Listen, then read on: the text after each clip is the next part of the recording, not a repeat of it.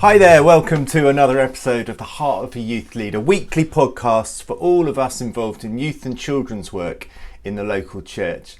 If you like these short podcasts, I'd love you to share them with your team, those you lead young people with, and to see if it can encourage them as well. And if you do find them useful, really would love you to like it and subscribe so you get it in your weekly podcast feed, or on YouTube it pops up in your recommended channel every week so you can see it easily.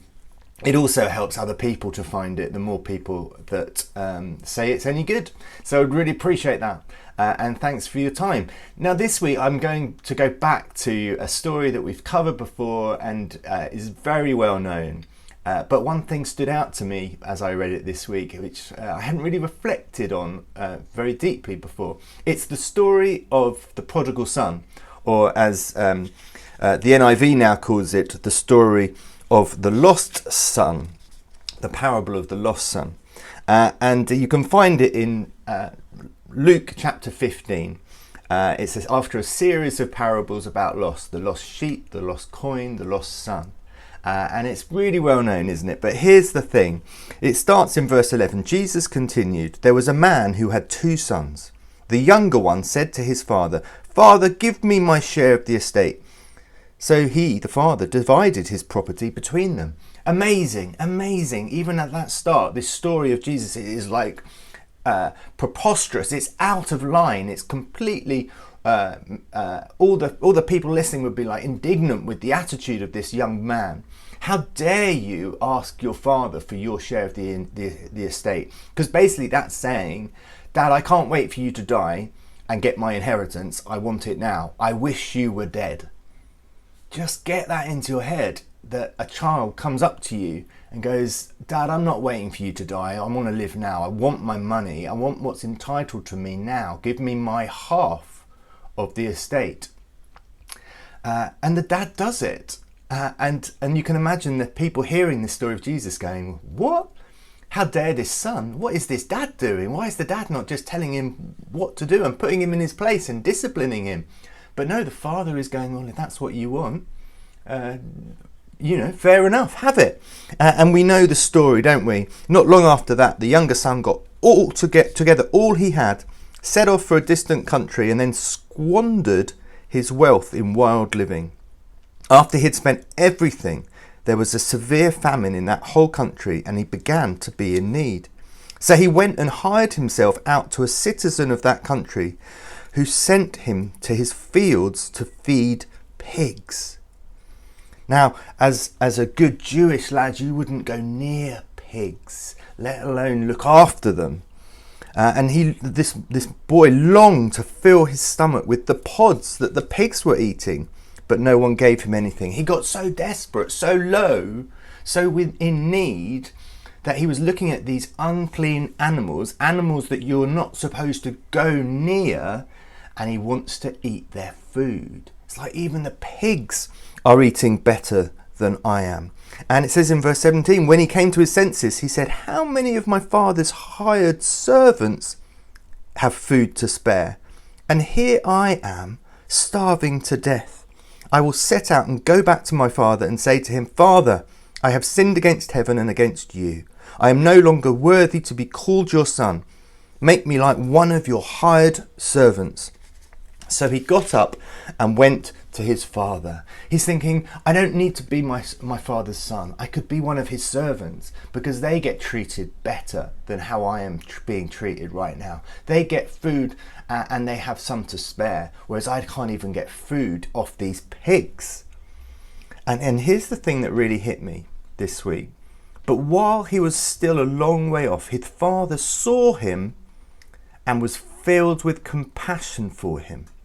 He ran to his son, threw his arms round him and kissed him. The son said to him, Father, I have sinned against heaven and against you. I am no longer worthy to be called your son.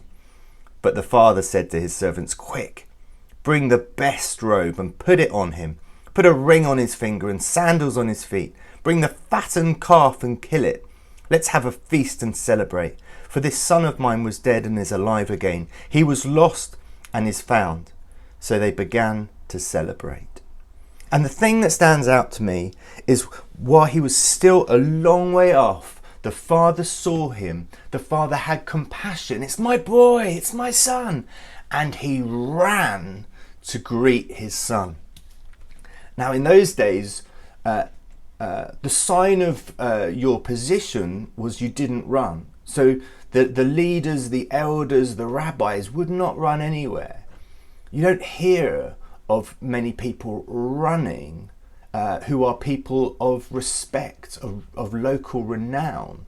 And yet this father doesn't care about those kind of things. His heart is so moved at the sight of his son returning that he pegs it down the hill to his son and rejoices that he's come home.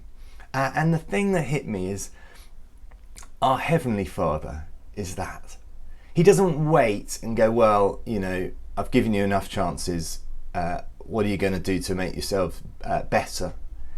He pursues us. He pounds down the hill after us. He delights to be near us. Whenever we show any kind of hint of coming towards him, he runs to us, full of compassion, because no matter what you and I have done wrong, no matter how selfish we've been, no matter how bad we've been, how unkind we've been, how rude we've been, how impatient we've been, how unloving we've been, when we turn and face our Father, he runs towards us with arms wide open, desperate to embrace us, to welcome us home, and to go, my boy is found, my boy is back, my daughter is home.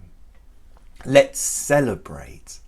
And today I want us to remember that that's how the Father sees us. Not just that first time when we actually gave our life to follow Jesus perhaps, but every time we pursue him, every time we give time to pray, every time we wait in his presence, every time we are reading our Bibles, every time we're talking about faith, every time we are depending on him, he is running towards us with his heart full that we are looking to him. Just like an earthly father is full of love for his child when they turn and have need. And for me, it takes us into our youth work, doesn't it?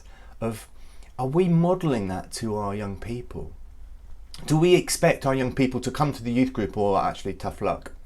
Or do we see them just starting to consider coming? Or do we see them in the street and run towards them and go, it's so great to see you, welcome home, come home, come back. And I think especially with the aftermath of the lockdowns and the pandemic, where lots of churches have seen young people who used to come to the youth group and used to be part of the family no longer really connected, or no longer coming. They've chosen to do other things, whatever that may be. We need to be like that Father, waiting, longing, praying, but looking out for them. It's not up to them to come all the way. As soon as we see them turning, we need to run to them and bring them home. So who have you got on your list? Who's come to mind as I talk?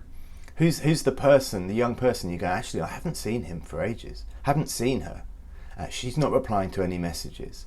Or actually, I haven't really done anything to reach out. Let's reach out to them. Let's remind them of God's love. And let's run towards them with hearts full of compassion and bring them home. Go for it.